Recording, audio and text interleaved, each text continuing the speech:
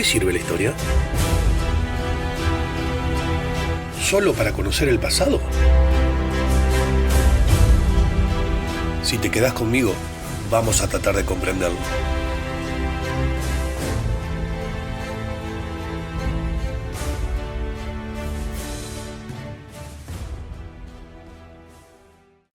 Hola, ¿cómo están?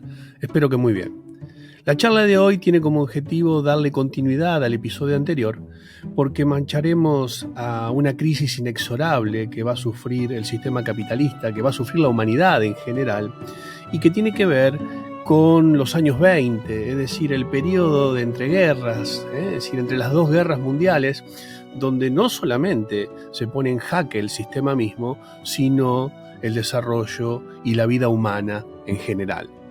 En palabras de Jan Kersau, el autor el libro que tomaremos como referencia para explicar este capítulo, Europa entra en un verdadero descenso a los infiernos.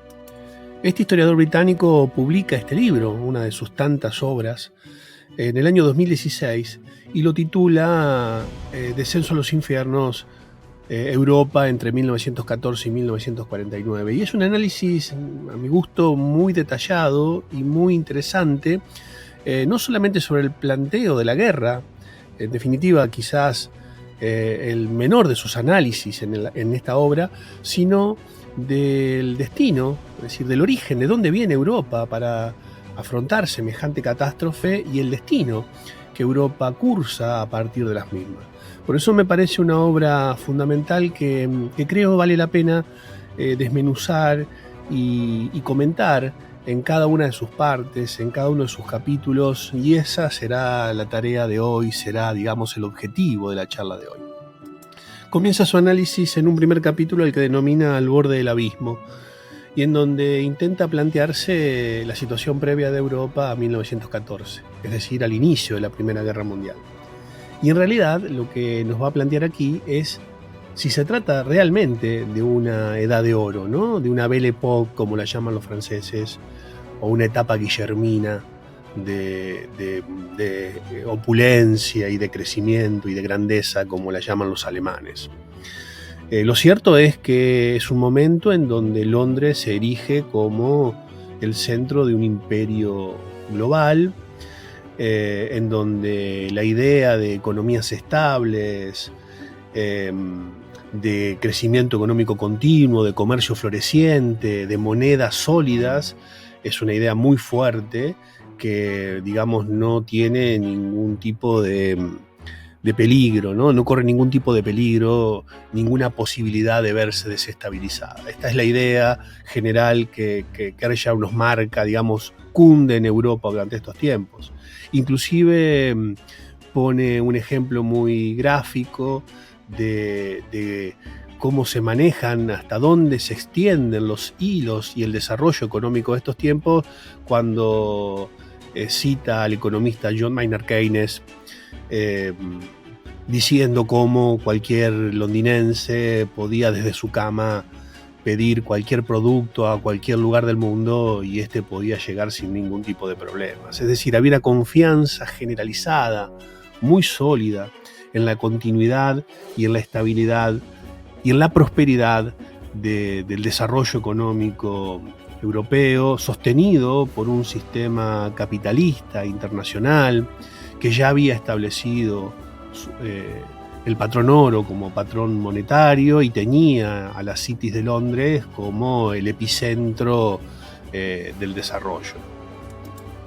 Nos habla también de la imagen que representan las exposiciones universales, como la de París del año 1900, porque el esplendor cultural, artístico, tecnológico, es la imagen de la opulencia que Europa deja ver en estos tiempos, y en la misión civilizadora que todos los países europeos exhiben, ¿no? Es decir, como si el mundo comenzara a ser un patrimonio personal.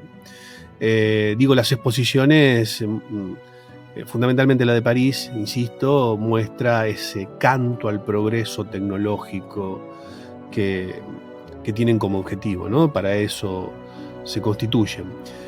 También hace referencia a que la larga paz que Europa vive en este tiempo, es de casi un siglo prácticamente, desde la caída de Napoleón Bonaparte, sin guerras, alimenta esta creencia de que, de que la guerra no es una herramienta útil, no tiene sentido, está obsoleta, y que esta economía global interconectada no corre peligro. Pero también Kershaw nos muestra otra cara menos agradable de Europa, en donde lejos de los privilegios de un sector, la realidad va a mostrar que las mayorías las van a pasar mal, ¿no? Es decir, van a existir en Europa regiones rurales muy empobrecidas, como el sur de Italia, España o Europa del Este, que van a coexistir con zonas industriales de muy rápida expansión.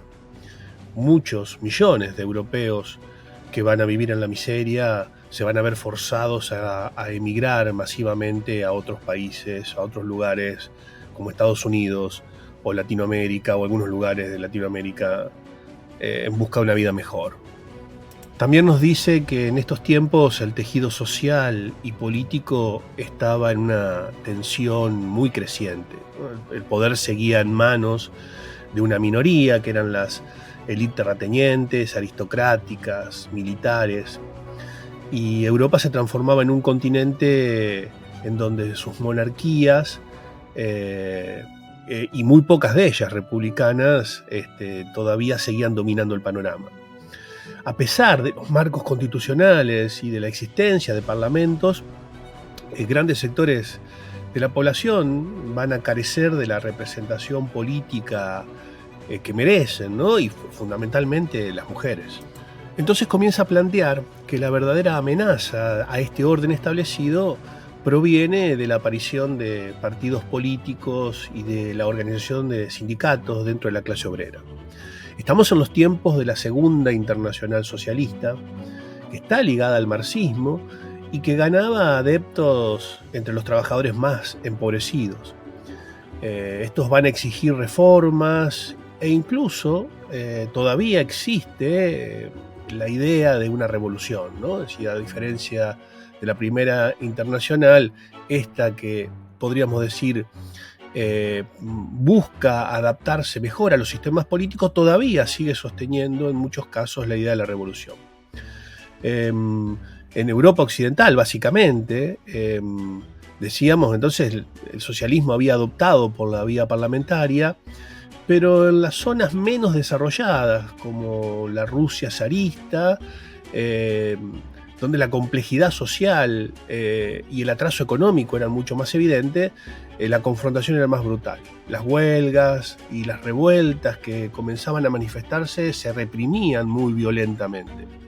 Y como reacción a esta amenaza de las izquierdas y para solidificar su poder, van a empezar a surgir contramovimientos populistas, a menudo financiados por las élites. Buscaban nacionalizar a las masas. Esta idea comienza a ser cada vez más fuerte y van a fomentar un nacionalismo beligerante y un racismo muy virulento, muy teñido de antisemitismo. Y aunque al principio estos grupos van a ser marginales, estas ideas extremas van a empezar a calar hondo. La xenofobia, el racismo, se van a extender a través de los medios de comunicación, impulsados por los propios gobiernos. El antisemitismo, que ya, digamos, era un odio ancestral en Europa, se va a reforzar con nuevas doctrinas raciales, pseudocientíficas, que van a excluir a los judíos por sangre, por la idea de sangre, ¿no? Y van a abrir la puerta a su destrucción física, como se escuchaba, digamos, en muchos lugares de Europa. Aunque todavía en Europa Occidental el impacto político todavía parecía muy limitado antes de 1914, en Europa del Este se estaban dando pogroms muy brutales que ya estaban anunciando el horror que iba a venir. Como se ve entonces, ese optimismo previo a la Gran Guerra en realidad estaba ocultando muchas y profundas fisuras sociales, ¿no? No solo sociales, económicas, políticas. Nos dice Kershaw que la semilla de la catástrofe ya estaba sembrada y que estaba esperando el momento de germinar.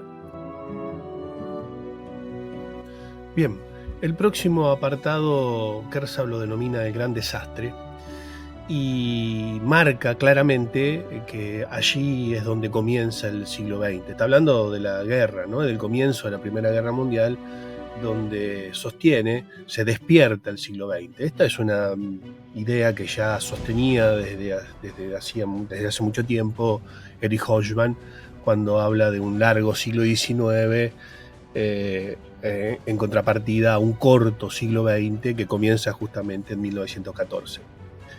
En este lugar del libro, en esta parte del libro, el autor británico nos habla de que la Primera Guerra Mundial evidentemente no va a ser una guerra como fueron otras anteriores. Es una guerra en realidad de matanzas masivas y claramente industrializada. Carne humana contra máquinas asesinas, dice en un momento, artillería pesada, ametralladoras, fusiles de tiro rápido, morteros, lanzallamas, gas venenoso. Es decir, armas modernas que van a provocar muerte y destrucción a una escala impersonal que no tuvo precedentes. Si bien Europa fue el epicentro, esta va a ser una guerra totalmente global. Va a arrastrar al Imperio Británico y al francés a movilizar a sus colonias, va a reclutar millones de africanos e indios para una causa que es netamente europea, y esto va a generar tasas de mortalidad que van a ser espeluznantes. Marca muy claramente cómo Francia, por ejemplo, a partir de la batalla de Verdún en 1916, se va a convertir en un símbolo de la resistencia, pero con un costo de vidas humanas muy alto. Lo mismo pasó en Rusia, ¿no?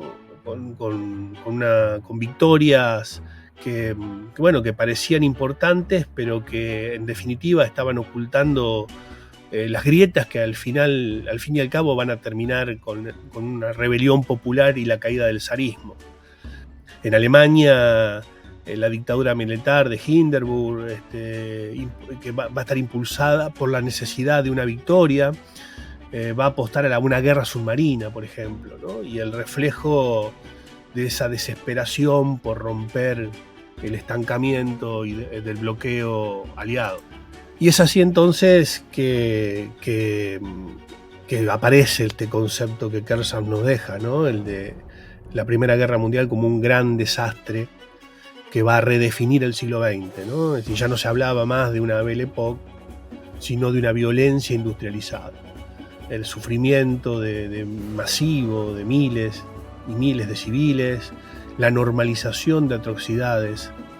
Esta guerra no solo va a transformar los campos de batalla, sino que va a remodelar la política, la sociedad, inclusive la moral de todo el continente europeo. El próximo capítulo Kershaw lo denomina Una paz turbulenta y hace referencia a esta Europa posterior al Tratado de Versalles de 1919.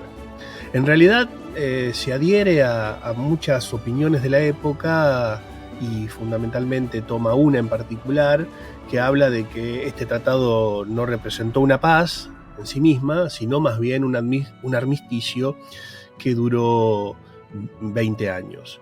En esa idea él rescata este panorama que Europa va a vivir, que él lo pinta como, digamos, un momento de grandes turbulencias masivas y que evidentemente van a terminar provocando un terremoto, ¿no? El continente se había transformado radicalmente, sistemas políticos enteros fueron destruidos, economías arruinadas y sociedades divididas. Y esto va a abrir la puerta a visiones utópicas de un mundo mejor, pero también a una peligrosa tríada ideológica entre comunismo, fascismo y democracia liberal. ahí se plantea una pregunta, ¿no?, que me parece muy importante. ¿Y por qué una guerra que prometía acabar con las guerras va a sentar las bases para otra que será aún más devastadora?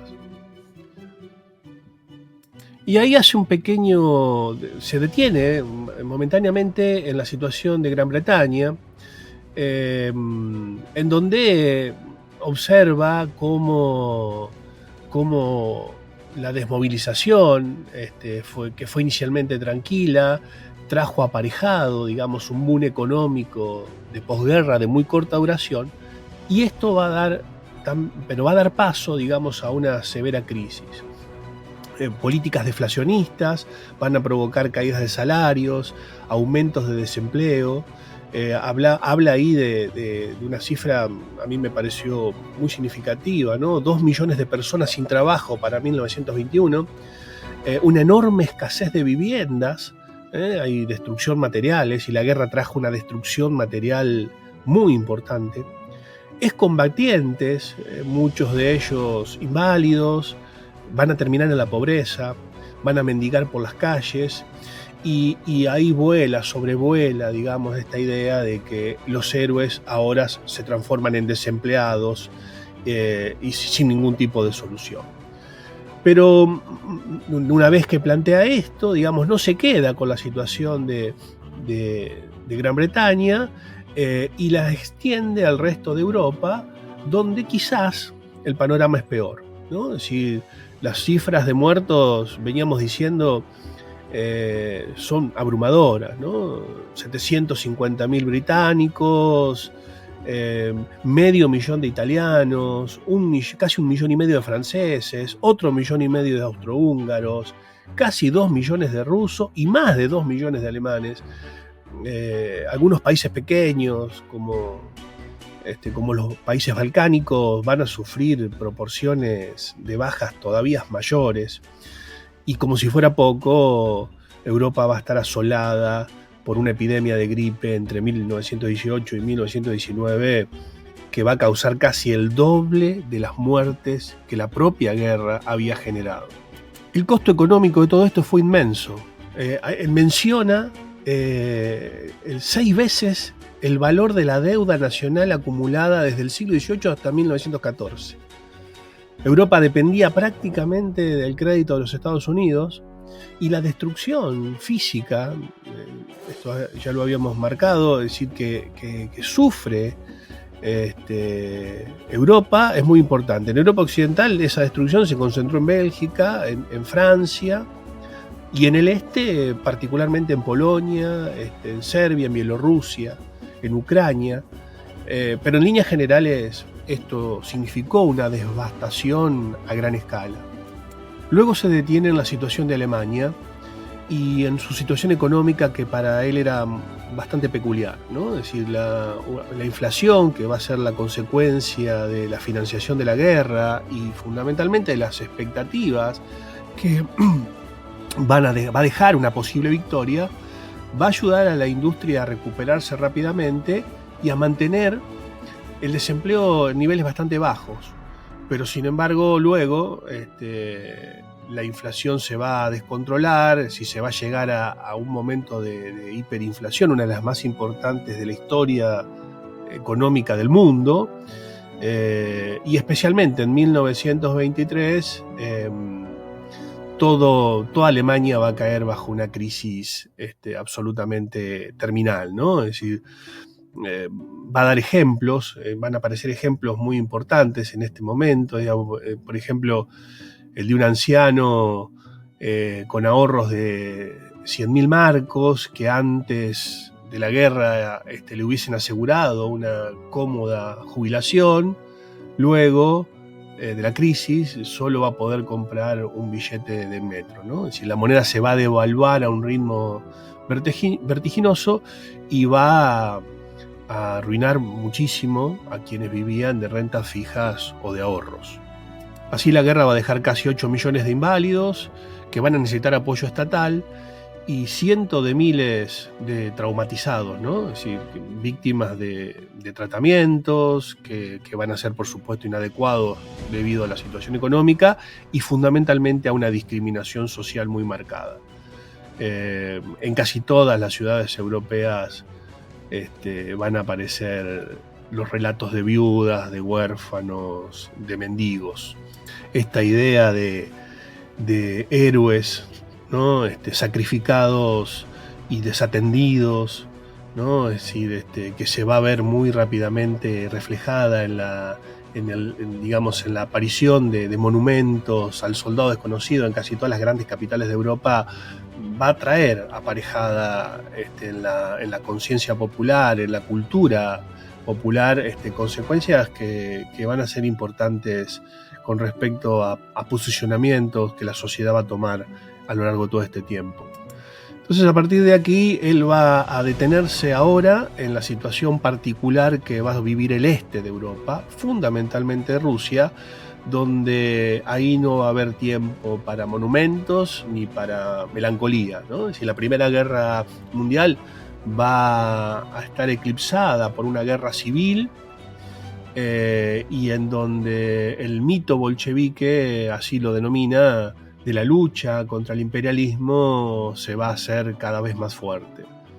En los países derrotados, básicamente, como Alemania, fundamentalmente, es decir, la conmemoración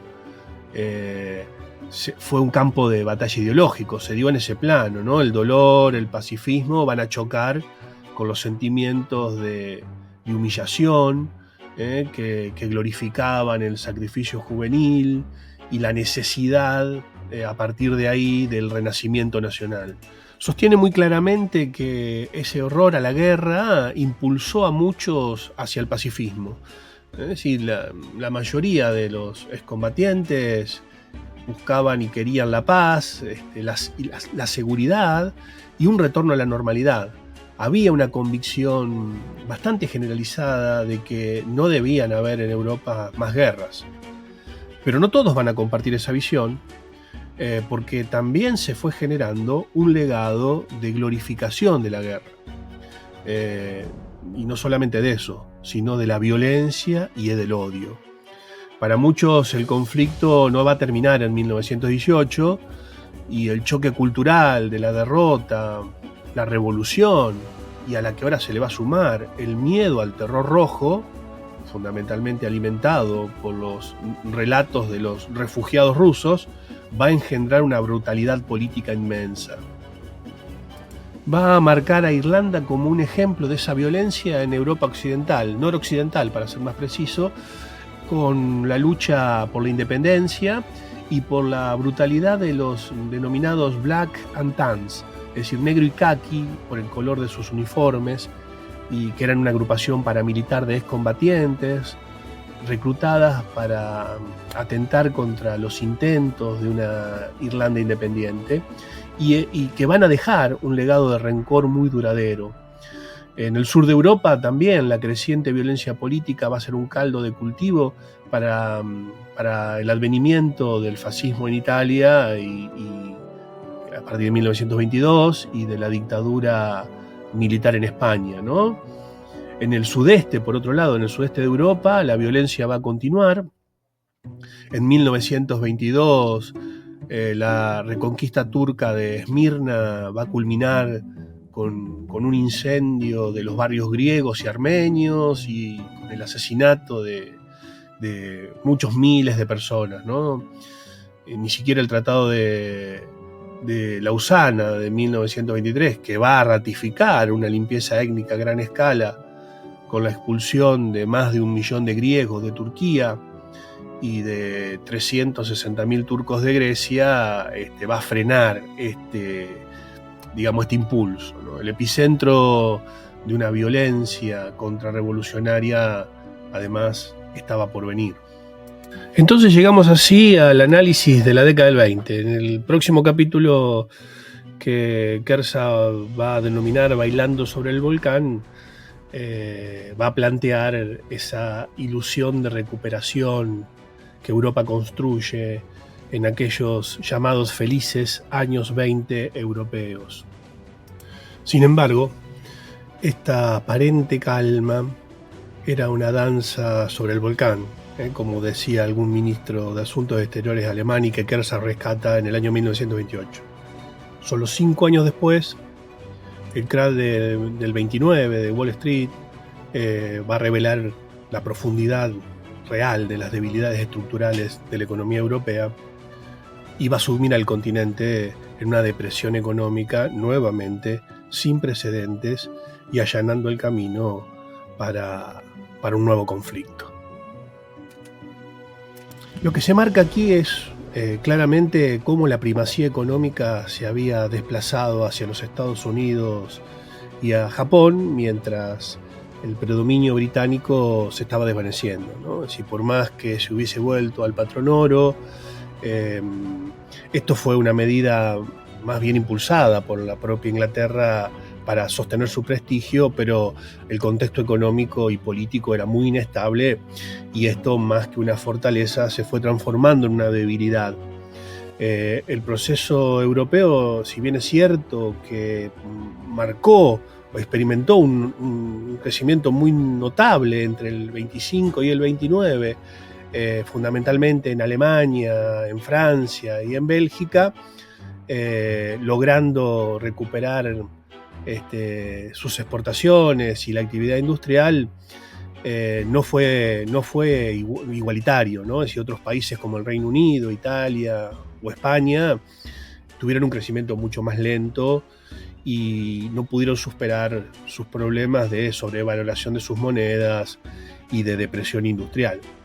Inclusive la recuperación económica alemana, que va a ser y fue siempre crucial para Europa, basada en la estabilidad de su moneda y en el Plan Dawes de 1924, que fue reestructurando, digamos, las reparaciones que Alemania tuvo que hacer después de la guerra.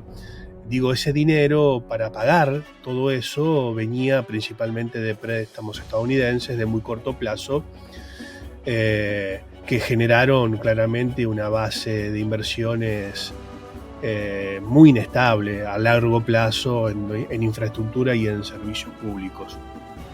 Es decir, el boom económico muy corto, por otro lado, porque esto se va a dar entre el año 1925 y 1929, fue muy desigual. Zonas muy industrializadas y urbanizadas del noroeste de Europa van a experimentar un cambio más rápido, impulsado por esa motorización, digamos, aunque digo la industria automotriz seguía siendo, digamos, una especie de lujo para la mayoría de las personas, pero digo, había una motorización en el desarrollo industrial basada en la extensión de la electricidad, en algún desarrollo tecnológico que va a transformar el paisaje urbano y va a permitir el surgimiento de una industria de aparatos domésticos más modernos, de radio, etcétera, ¿no? Pero pese a esos avances, la pobreza seguía siendo generalizada. Grandes sectores de la población rural y urbana seguían viviendo en condiciones precarias.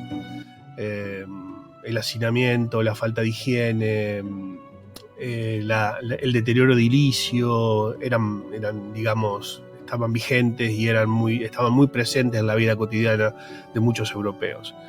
Aunque se van a realizar esfuerzos significativos para construcción de viviendas, especialmente en Alemania y en Austria, estas iniciativas no van a ser suficientes para lograr superar esta escasez que ya se volvía crónica.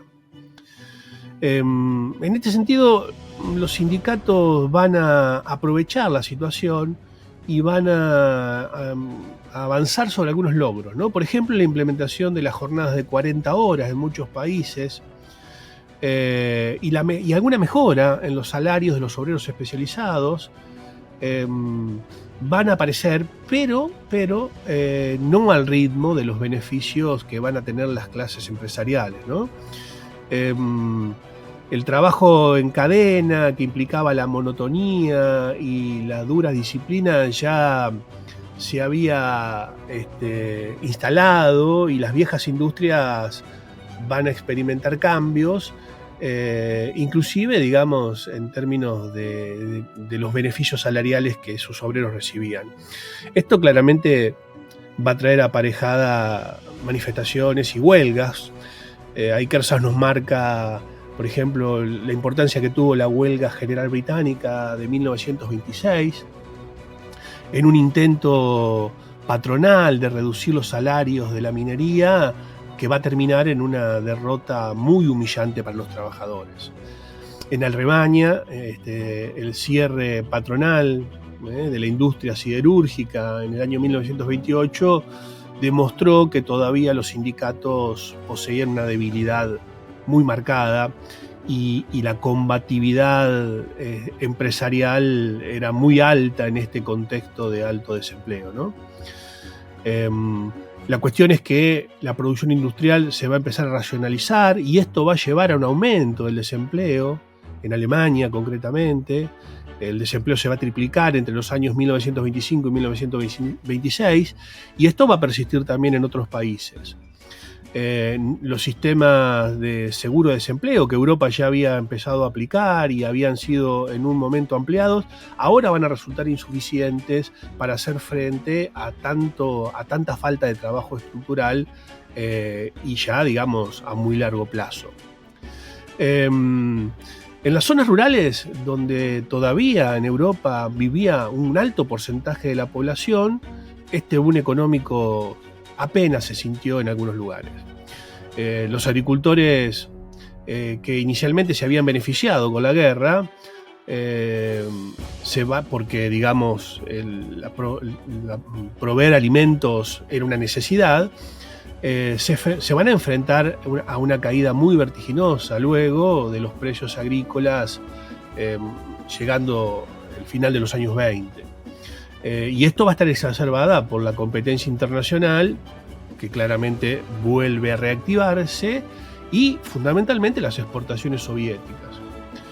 Todo esto va a llevar a un endeudamiento muy alarmante, nos dice Kershaw, y a un éxodo masivo del campo a las ciudades. Y a pesar de las difíciles condiciones que se estaban viviendo en muchas ciudades, ¿no? Ya que la emigración, es decir, la huida de la gente, fundamentalmente en los Estados Unidos, se había restringido, ¿no? Entonces, esto el autor lo presenta como una especie de crisis antes de la crisis, básicamente en el sector rural, que va a generar en la población un grado de susceptibilidad y de radicación política muy importante, con campesinos sin tierras que van a ser muy atraídos por las ideas del comunismo, y por otro lado, por las ideas de la derecha autoritaria.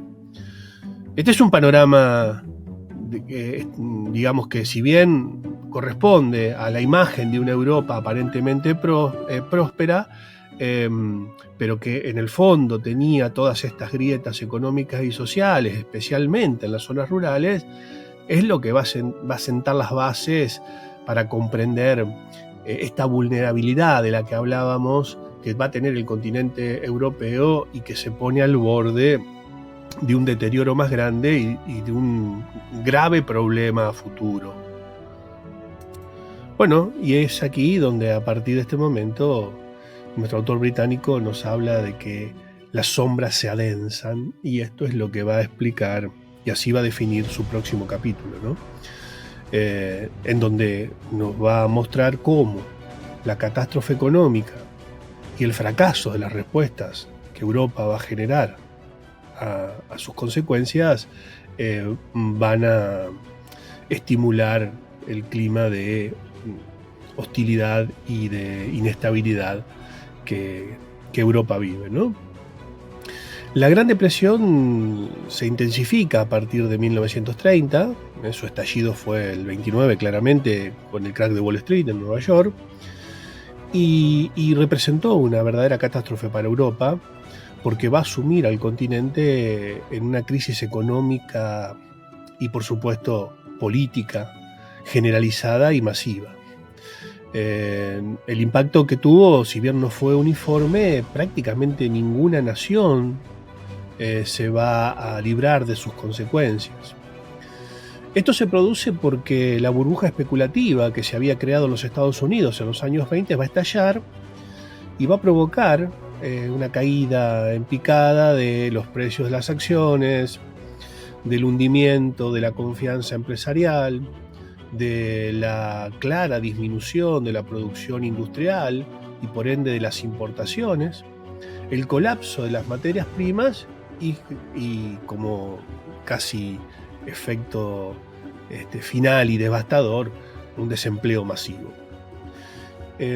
Estados Unidos va a retirar los créditos a corto plazo que había emitido para Europa y de los que fundamentalmente dependía Alemania, sumando a todo el continente en una espiral deflacionista, ¿no? Los precios se van a desplomar, el consumo se va a reducir, los salarios se van a recortar aún más, aunque ya los salarios reales de quienes todavía mantenían su empleo van a aumentar, ¿no? Es decir, porque esto es prácticamente siempre una especie de síntoma de una crisis, ¿no? Es decir, los que conservan el empleo y los que conservan o mantienen la actividad económica en tiempos de crisis van a ver mejorados sus ingresos, ¿no?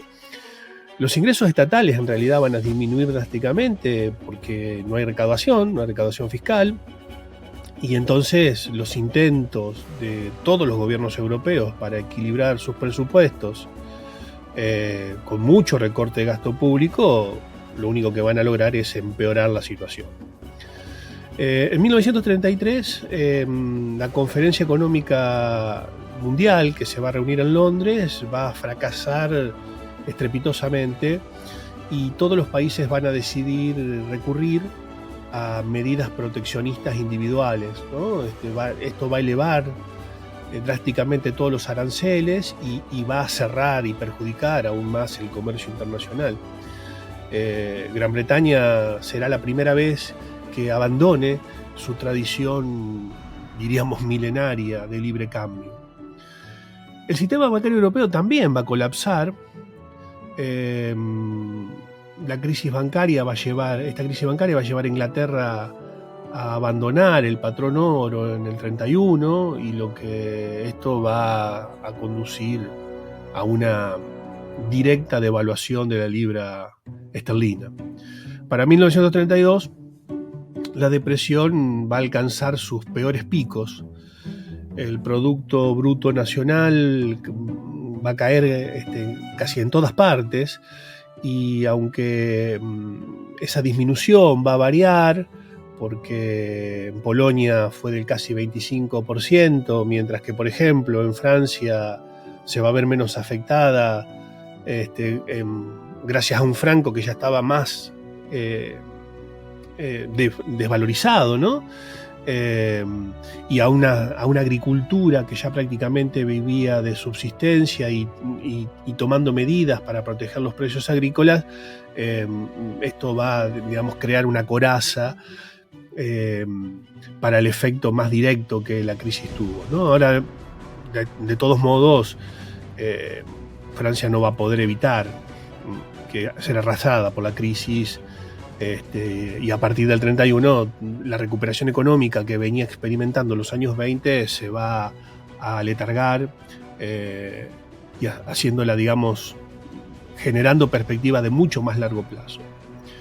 Ahora, la depresión no va a afectar solo a las ciudades, sino también va a tener un impacto muy fuerte en el campo. Decíamos que los precios agrícolas se van a desplomar. No existe la posibilidad de crédito, se agota muy rápidamente, el endeudamiento va a crecer, y esto va a llevar prácticamente a la indigencia y a la venta forzosa de explotaciones agrícolas. Por eso decíamos que hay sectores que se van a ver muy favorecidos porque van a poder aprovechar esta situación. La pobreza extrema y la miseria se van a generalizar, fundamentalmente en aquellos países donde la alta dependencia de la agricultura, como por ejemplo en Polonia, era su sustento, ¿no? Es decir, la desesperación se va a transformar, decíamos antes, en una especie de radicalismo de extrema derecha en la mayoría de los casos. En las regiones industriales, la devastación económica también fue muy evidente, ¿no? La producción va a disminuir muy notoriamente. Kersau nos dice que Alemania redujo, por ejemplo, entre el 29 y el 32 su producción industrial en la mitad. Es una barbaridad. Y el desempleo se va a disparar como consecuencia de eso, ¿no? A finales del 32, casi un tercio de la mano de obra alemana no tenía empleo. Y esto, digamos, cuando uno lee o cuando uno mira las cifras oficiales, el autor nos dice que extraoficialmente esta situación era mucho peor, ¿no? Nos da testimonios de la época, es decir, es muy rico en eso este capítulo, como por ejemplo los de George Orwell, describiendo una pobreza desgarradora, que destroza la vida familiar, que genera apatía y mucha resignación y desesperación.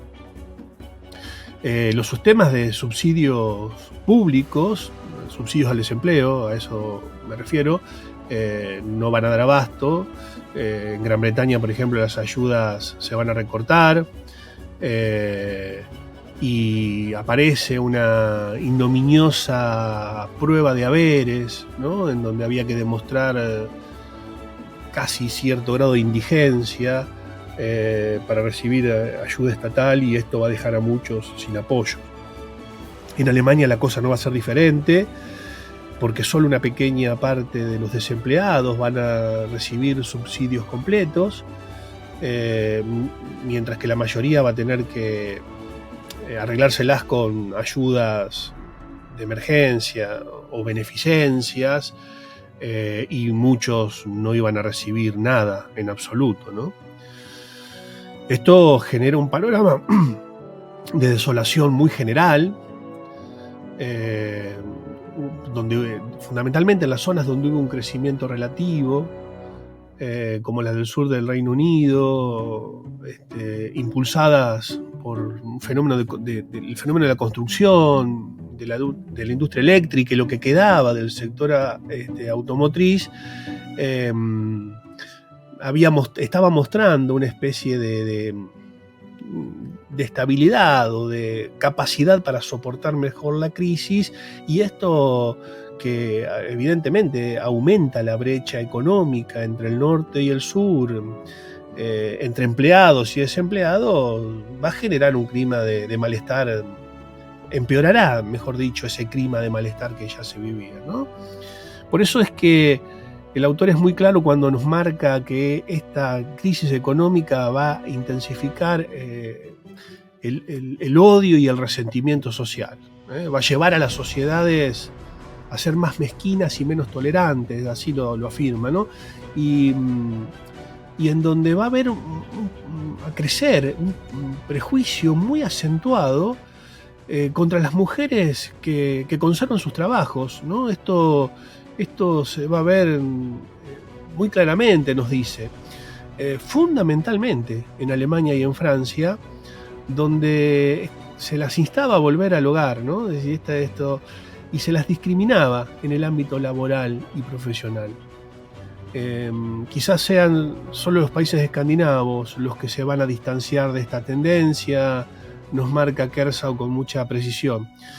Va a haber una preocupación muy grande por la disminución de la población y por la decadencia de la calidad de la población, ¿no? Esto va a llevar a un resurgimiento de ideas eugenésicas, ¿no? Y de higiene racial. Esto agrava mucho la situación, ¿no? Van a aparecer campañas de oposición al uso de anticonceptivos, el aborto se va a generalizar, ¿no? Las campañas contra el aborto, esto quiero decir, se van a generalizar, se van a endurecer. En Gran Bretaña el aborto se va a convertir en un delito, digamos, en 1929. Decíamos que esta idea de la eugenesia que exhortaba a la esterilización de lo defectuoso, ¿no? Así lo definían, y a una mejora racial, va a ir ganando cada vez más adeptos. En Alemania, incluso antes de la aparición del nazismo, ya habían circulado las propuestas de esterilización voluntaria. Por supuesto que el gobierno de Hitler, a partir de 1933, las va a acentuar, va a imponer una esterilización forzosa para un sector a que se le había detectado una amplia gama de enfermedades hereditarias y otras condiciones, ¿no? Y esto va a afectar a miles de personas. Por eso, sorprendentemente, en países democráticos como los escandinavos, también apoyaron leyes de esterilización forzosa, mostrando así cómo la intervención estatal en la vida de los ciudadanos ya se estaba volviendo una práctica aceptable, ¿no?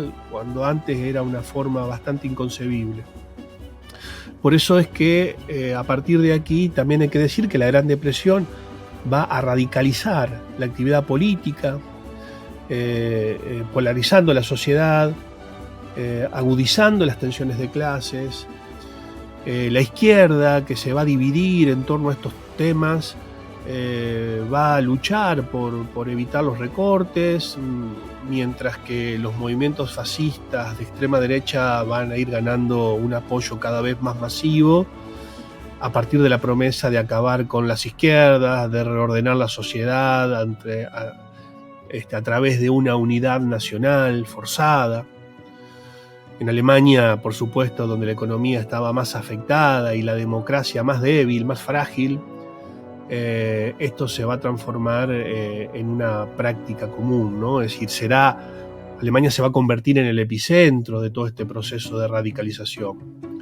Es claro, ¿no? El hundimiento económico y la miseria social que van a ir llevando progresivamente a una creciente violencia política, van a hacer que el gobierno democrático explote, ¿no? Esto va a ser inevitable, el ascenso de un régimen autoritario, y esto se va a concretar claramente con la toma del poder de Hitler el 30 de enero del 33, ¿no? Es decir, ahí se va a dar un punto de inflexión en la historia de Europa. Esto va a transformar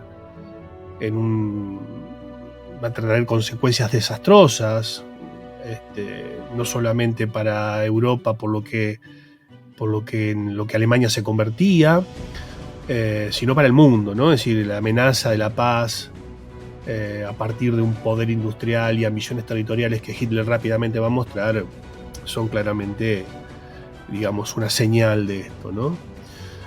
Por eso es que aquí en esta parte de su libro, Kersar nos habla de que la Gran Depresión no es solamente una crisis económica, sino que se va a transformar en una verdadera catalizadora que va a exponer todas las fragilidades que Europa tenía intrínsecas, ¿no? Es decir, y esto va a provocar un profundo sufrimiento humano, una marcada intensificación de las divisiones sociales y políticas, y va a allanar el camino para el ascenso de estos regímenes autoritarios que van a llevar a Europa a uno de sus capítulos más oscuros. En los próximos 2 capítulos, que Kersar denomina Zona de Peligro y Hacia el Abismo, respectivamente, este autor nos muestra cómo es el desarrollo de la década del 30 en Europa y cómo el continente marcha hacia la Segunda Guerra Mundial. Nos pinta muy, muy nítidamente cómo se está desmoronando ese frágil orden que se había construido en la posguerra, aún con lo peor de la crisis económica superada, ¿no? Fundamentalmente a partir del 34, pero con una Europa que estaba inquietante, ¿no? Decíamos frágil, donde sobresalta sobresale la intensificación de un conflicto ideológico entre el fascismo, el bolchevismo ruso y la democracia liberal.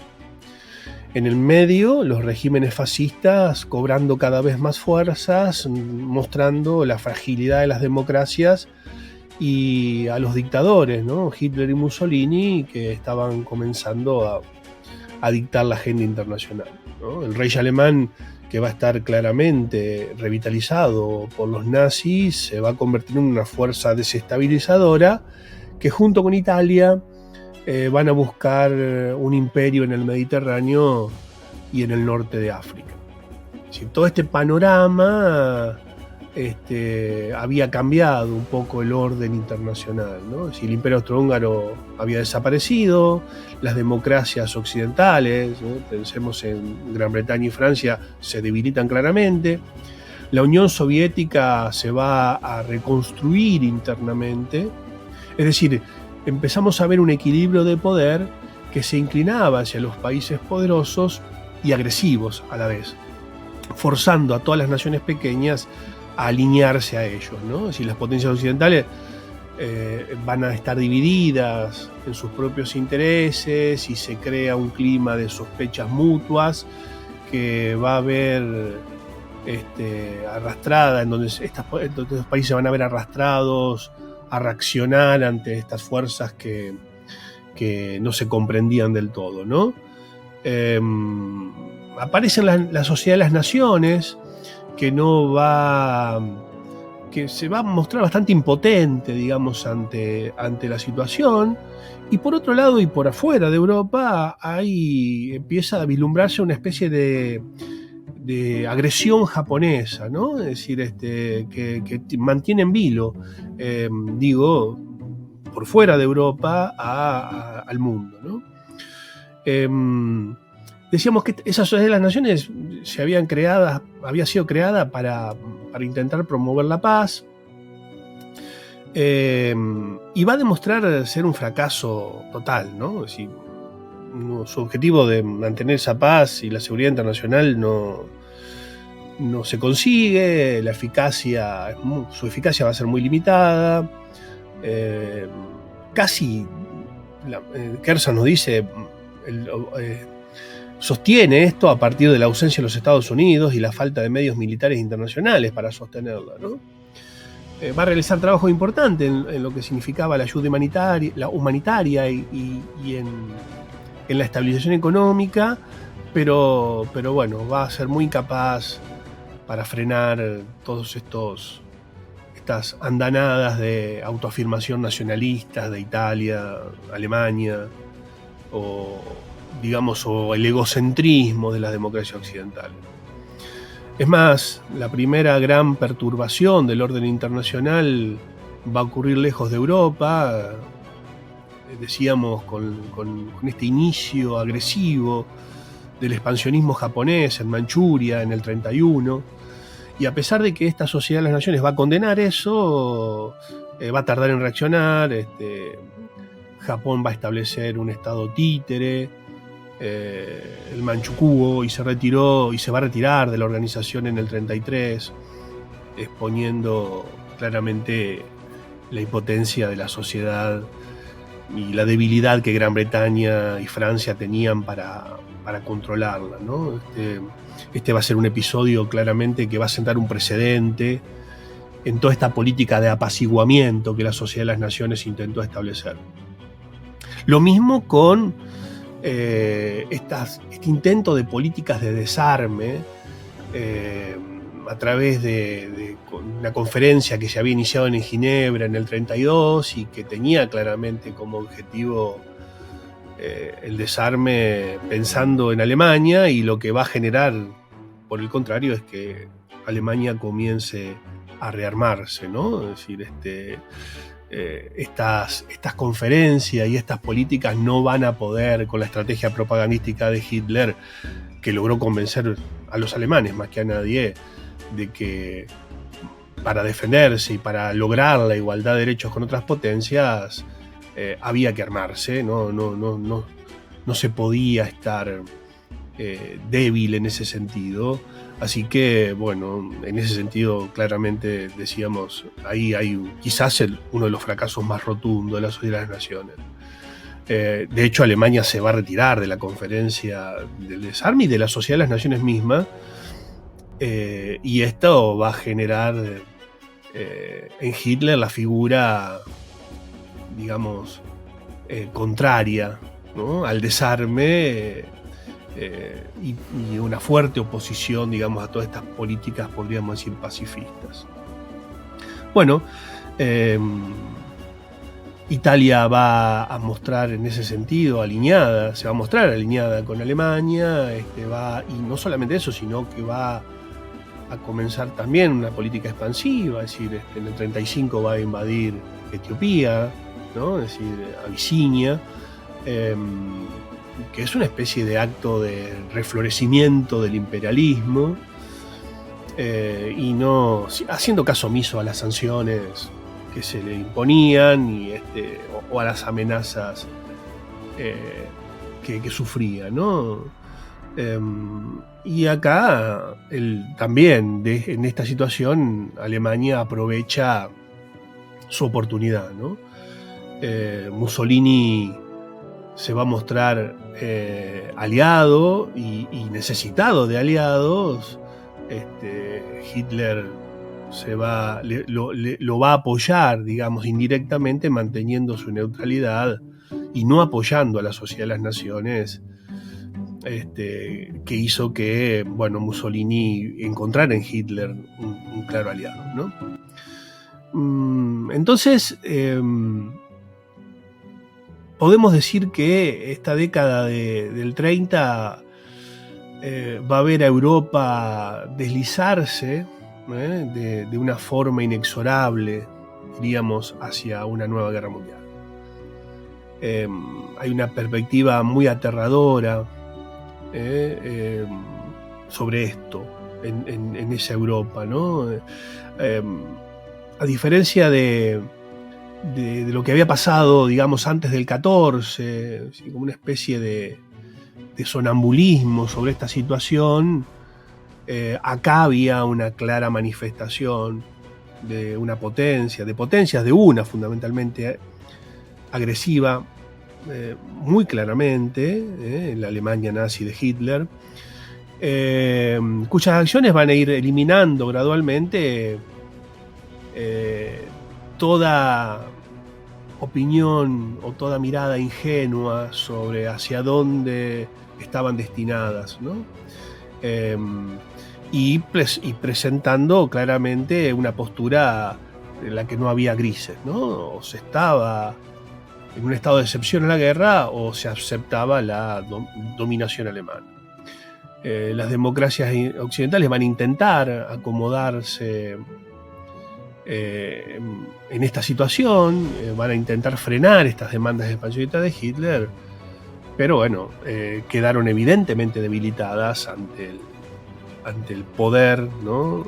De Hitler, que no solamente no se retrotrae, sino que se va a envalentonar y que va a exigir cada vez más, ¿no? Podríamos decir también, y esto es lo que Kersau nos marca en estos capítulos, es decir, que un factor crucial que hay que tener en cuenta y que va a allanar el camino a la guerra es una especie de derrota generalizada de toda la izquierda en Europa, ¿no? En Alemania, los partidos socialdemócratas y comunistas que se oponían claramente al militarismo y que habrían predicho ya, no habían anticipado que todo este fenómeno conducía a la guerra, van a ser destruidos tras la toma de poder de Hitler. Y esto le va a abrir la puerta a una política exterior más agresiva, respaldada ahora por las élites conservadoras y las nacionalistas y populistas más estridentes, ¿no? Para 1935, con la excepción de la Unión Soviética, la izquierda carecía prácticamente de poder en Europa. La socialdemocracia solo se mantenía en los países escandinavos, y eso no le daba un peso internacional importante. En otros lugares, los regímenes nacionalistas represivos, reaccionarios o fascistas, que van a estar apoyados por militares y por fuerzas de seguridad, perseguían ferozmente a la izquierda. Incluso en Gran Bretaña y en Francia, la influencia política de la izquierda estaba bastante disminuida por gobiernos conservadores, por estos gobiernos conservadores que militaron durante la depresión, ¿no? La depresión, perdón. Por eso que la derrota de la izquierda fue muy notoria. Gran parte de ella se debe a sus profundas divisiones internas, fundamentalmente entre los socialdemócratas y los comunistas, y al intenso temor que en la sociedad había despertado el bolchevismo, fundamentalmente en las clases altas, medias, en el campesinado y también en algunos sectores obreros. Mientras el nacionalismo atraía a muchos sectores de la sociedad, las políticas de clases de la izquierda solo apelaban a la clase obrera industrial, ¿no? Y esto limitaba su atractivo para la mayoría de la población, que tenía miedo a perder sus privilegios o lo poco que le quedaba, ¿no? La prensa mayoritaria, además, fundamentalmente derecha y antisocialista, también va a contribuir mucho en esto, ¿no? Es decir, y promovían y apoyaban la confianza en aquellos que prometían el orden y el interés nacional. Hay una especie de falso amanecer, dice Kersau, en la experiencia del Frente Popular en Francia, ¿no? Es decir, que habían ganado las elecciones francesas en el 36 y que habían ofrecido una especie de luz, ¿no? De un pequeño rayo de esperanza. El Frente Popular era una coalición socialista, comunista, y también contaba con radicales, que obtuvo una victoria muy sorprendente, logrando 376 escaños frente a los 222 de la derecha. Hubo por esto una inmensa euforia, y esto fue visto claramente como un triunfo del antifascismo y de un retroceso a la tendencia que Europa estaba llevando hacia la extrema derecha militante en Europa. Pero, insisto, como dice el autor, esto fue un falso amanecer, ¿no? Francia seguía profundamente dividida, el odio de la derecha nacionalista hacia el Frente Popular y en particular hacia su líder, Léon Blum, que fue el primer presidente socialista y judío de Francia, era muy marcado. Además, esa victoria electoral no fue tan arrolladora en el voto popular como en los escaños, y el mayor cambio que se va a dar dentro de la propia izquierda fue el que propuso el comunismo, ¿no? Que marcaron un notable ascenso, es decir, de 10 escaños a 72 escaños. Y eso aceleró, incrementó el antagonismo de la derecha. Esta formación, este Frente Popular, había sido posible gracias a un cambio de estrategia que venía de la Unión Soviética, de Stalin, y que en 1934 va a abandonar esa denigración que él hacía constantemente sobre la socialdemocracia, y va a exhortar y a fomentar la cooperación de los comunistas con los socialistas y con lo que él llamaba los partidos burgueses para tratar de combatir el fascismo. Y entonces esta presión por el Frente Popular vino de estas bases sindicales y fue aceptada y tomada por el Partido Comunista. El gobierno del Frente Popular había incluido reformas sociales y económicas, como obras públicas, reducción de la semana laboral a 40 horas, las vacaciones pagas, las pensiones, fondo de desempleo, y había prohibido las bandas paramilitares. Pero sin embargo, evitaron medidas más radicales para no asustar tanto a las clases medias. Blum va a formar un gabinete con socialistas y radicales y va a estar apoyado por los comunistas. Pero hay que tener en cuenta que antes de que este frente haga posesión del gobierno, Francia había sido azotada por una gran oleada de huelgas espontáneas, con casi 2 millones de trabajadores ocupando fábricas y exigiendo mejoras. Esto había llevado a los acuerdos de Matignon en junio del 36, que transformaron las relaciones laborales, como por ejemplo generando el derecho a sindicarse, la negociación colectiva, los aumentos salariales de un 15%, decíamos la semana de 40 horas y las vacaciones pagas. Se va a nacionalizar la industria armamentística y se van a impulsar iniciativas para democratizar digamos, la posibilidad de los tiempos libres, del ocio, a sectores que hasta ese momento no lo gozaban. Entonces, esta euforia inicial que habían generado todas estas medidas se va a disipar rápidamente, ya que el gobierno de Blum va a enfrentar muchas dificultades económicas. Se va a negar a devaluar el franco, y eso inicialmente fue considerado por muchos como un error. Las empresas van a retirar inversiones, la inflación va a aumentar, el franco y las reservas de oro van a sufrir presiones.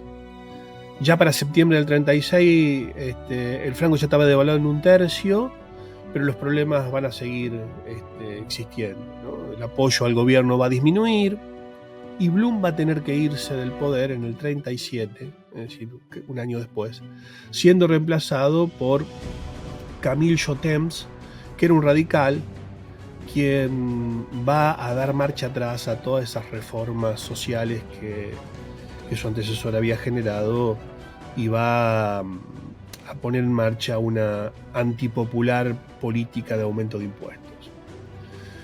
Esto le va a permitir a Blum volver a participar en una segunda administración, que va a comenzar en el 38, pero va a durar menos que antes, y solo 26 días, y entonces ya a partir de ahí la política francesa va a girar definitivamente hacia la derecha bajo el gobierno de Edouard Daladier, quien va a desmantelar gran parte de toda la legislación social del Frente Popular. Entonces, este Frente Popular, que había llevado adelante como estrategia una medida bastante racional para combatir al fascismo, a través del apoyo popular, estaba condenado al fracaso debido, por un lado, a las profundas divisiones ideológicas entre los que componían el frente, y por otro lado a la imposibilidad de implementar un programa social revolucionario por falta de sustento económico y con un apoyo muy limitado. Entonces todas estas fricciones internas, sumadas a las antipatías que la sociedad en general tenía sobre la izquierda, ¿no? y internas entre el socialismo y el comunismo, que estaban aguijoneadas por Stalin, van a socavar la unidad y van a condenar esta experiencia, diríamos, extraordinaria, digamos, francesa. Por otro lado, también hay que decir que Francia no fue el único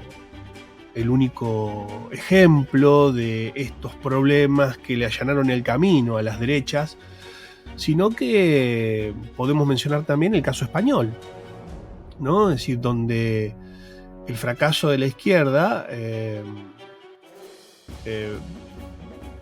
también, digamos, tuvo dimensiones muy parecidas a las de Francia, ¿no? La izquierda en España estaba dispuesta a luchar por la República, estamos hablando de la Segunda República Española, pero se encontraba también muy debilitada por divisiones internas y por los distintos conflictos entre las distintas facciones. Estas fisuras ideológicas y se sumaban, digamos, además a los fuertes sentimientos separatistas de las distintas regiones de España. A diferencia de Francia, España vivía una profunda polarización social y las lealtades hacia la República de carácter socialista eran menos arraigadas y no tan marcadas, ¿no? La Segunda República Española se había establecido en el 31, era rechazada visceralmente por una derecha cada vez más extrema, que estaba integrada claramente por un antisocialismo con valores católicos muy tradicionales. Estas élites tradicionales, los terratenientes, los industriales, la iglesia y muchos sectores del ejército veían a la República como una amenaza. Entonces el golpe de Estado militar, que comenzó con un pronunciamiento, era una acción muy recurrente en la política española. Esa primera victoria de la izquierda del 31 le va a permitir a la derecha recuperar fuerzas en las elecciones del 33. Los próximos 2 años, que van a ser conocidos en España como el Bienio Negro, van a estar marcados por la anulación de los avances sociales, acompañados por una dura represión. Se va a sofocar brutalmente la huelga de los mineros de Asturias en el 34, con tropas que ya comenzaba a dirigir el general Francisco Franco, ¿no? Digo brutalmente, estamos hablando de 2.000 civiles muertos, 30.000 encarcelados, y eso va a llevar a España al borde de la guerra civil. Cuando en el 36 se producen las elecciones, España estaba más radicalizada que nunca. El Frente Popular Español, que era una coalición entre republicanos y socialistas, que estaban apoyados por los comunistas, por los separatistas catalanes y por los sindicatos, obtuvo una victoria histórica, aunque ajustada en votos, frente a un bloque nacional de derechas. Este Frente Popular va a durar poco. El gobierno va a estar compuesto que estaba compuesto por republicanos, ¿no? Va a ser muy débil. Los socialistas se van a negar a participar. Habían quedado divididos entre las disputas entre reformistas y el ala revolucionaria, que estaba liderada por Largo Caballero, un político muy importante, un referente muy importante de esa época. El gobierno va a intentar restaurar todas las reformas sociales del 31 al 33, liberar a los presos políticos, expropiar tierras, pero el control era muy débil. Las ocupaciones de tierras, las huelgas, la quema de iglesias se van a ir multiplicando, los asesinatos políticos van a aumentar en ambos lados y la Falange, que era un pequeño grupo de extrema derecha, va a crecer rápidamente. Los generales ahí van a comenzar a tomar, el ejército va a comenzar a tomar una participación muy activa, de la mano de los generales Franco y Emilio Mola, que van a comenzar a conspirar para llevar adelante un golpe de Estado, ¿no? El gobierno va a intentar neutralizarlos, va a reasignarlos, pero aún así la conspiración va a seguir adelante. Y el 17 de julio de 1976, la sublevación militar va a dar comienzo en Marruecos, en el Marruecos español, ¿no? En Canarias, y se va a extender a la península y va a sumir a toda España en una guerra civil que va a tener profundas implicancias internacionales. El último capítulo de este libro que analizaremos en este episodio, porque lo continuaremos en otro, es el que Kershaw llama El infierno a la tierra, y en donde, como podrán ver, hace referencia al inicio de la Segunda Guerra Mundial. Una guerra que para muchos millones de personas fue una verdadera materialización del infierno en la tierra. 40 millones de muertes solo en Europa, una cifra 4 veces superior a la de la Primera Guerra Mundial, y una magnitud del horror que es prácticamente inimaginable. La Unión Soviética sufrió por sí sola 25 millones de pérdidas, Alemania cerca de 7 y Polonia alrededor de 6 millones. Estas cifras simplemente las dejo y las da el autor para tratar de expresar el sufrimiento y la desgracia que la población europea sufrió con este conflicto.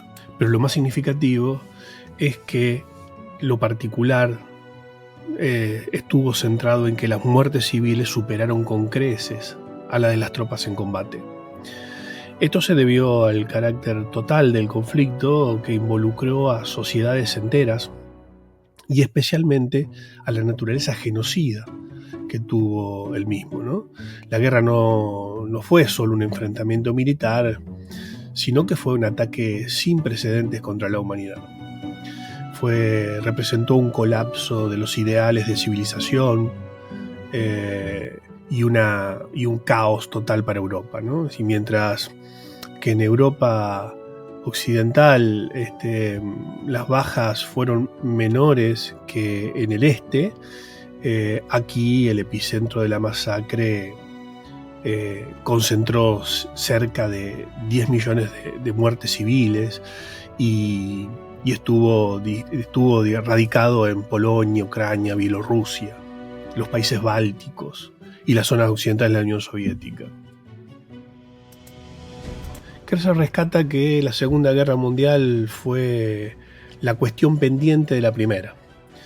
En el continente aún, inmerso en odios nacionalistas, étnicos, de clase y con un clima de extrema violencia política,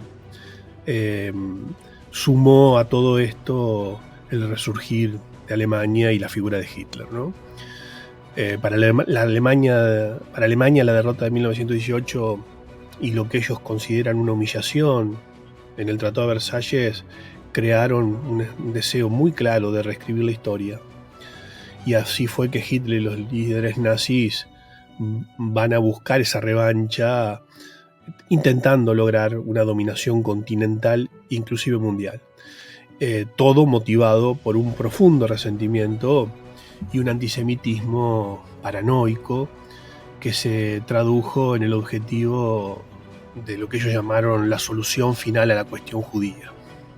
Las democracias occidentales, Inglaterra, Francia, mostraron una fuerte debilidad al aceptar la expansión alemana en Europa Central, incluso en la mutilación de Checoslovaquia, con la esperanza de preservar la paz. Sin embargo, las perspectivas de conquistas ilimitadas que Alemania tenía amenazaban ese equilibrio de poder. Las posesiones de ultramar y la seguridad de la propia Francia y Gran Bretaña estaban en juego. Ante un panorama de una Europa dominada por un inhumano régimen como fue el de Hitler, que superaba con creces el temor de la hegemonía del Kaiser, británicos y franceses empezaron a comprender que era el momento de oponer resistencia. Aunque era muy general el sentimiento de no querer otra guerra, el dolor de la Primera Guerra Mundial todavía seguía vivo, no solamente en las Fuerzas Armadas, sino vivo también en la economía de los países europeos, se hizo evidente que la guerra era necesaria, que la causa era justa, y había que derrotar a Hitler si se quería restaurar la paz en Europa. Entonces Kerzhard, luego de describir la guerra en cuanto a sus frentes, sus movimientos, sus batallas decisivas, concluye la idea en este capítulo de que esta Segunda Guerra Mundial representó un colapso sin precedentes para la humanidad, que fue una guerra impulsada por el odio, el racismo, el antisemitismo, el nacionalismo fanático, con el objetivo de erradicar al enemigo, y eso iba mucho más allá de solamente derrotarlo. Y todo esto va a llevar a la destrucción de los criterios básicos de la humanidad, especialmente en el frente oriental, donde la crueldad y el desprecio por la vida humana alcanzaron niveles incomprensibles. La guerra total fue el catalizador que convirtió estos antagonismos en una masacre masiva de proporciones nunca vistas antes. Los intentos posteriores para evitar otro tipo de catástrofes que se asemejasen a esta que Europa vive con la Segunda Guerra Mundial van a ser un poco el objetivo de la nueva reorganización de Europa y del mundo en las próximas décadas. Bueno, Hemos llegado aquí al final de este episodio. Espero sepan comprender y disculpar la extensión que ha tenido, pero considero que la riqueza que este libro representa y describirlo en su totalidad bien lo merece. Por eso es que continuaremos con lo que resta del mismo en un próximo capítulo. Sin más, me despido de todos ustedes con un fuerte abrazo.